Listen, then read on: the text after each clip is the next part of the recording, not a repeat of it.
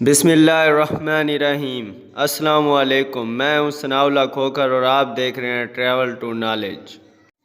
حال دل۔ حضور صلی اللہ علیہ وآلہ وسلم کی حدیث پاک کا مفہوم ہے کہ میں کیسے خوش اور چین سے رہ سکتا ہوں، حالانکہ سور پھونکنے والے فرشتے نے سور کو اپنے منہ میں لیا ہے اور اس نے کان لگا رکھا ہے کہ کب اس کو سور پھونکنے کا حکم دے دیا جائے اور وہ سور پھونک دے۔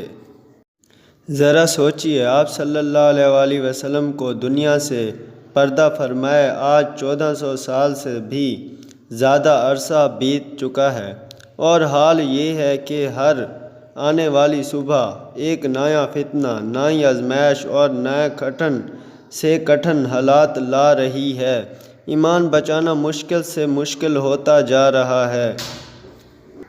اس وقت میں بہت زیادہ ضرورت ہے کہ اپنے بڑوں کے دامن کو نہایت مضبوطی سے تھاما جائے اور پاکیزہ زندگی کو اپنی نسلوں میں منتقل کیا جائے۔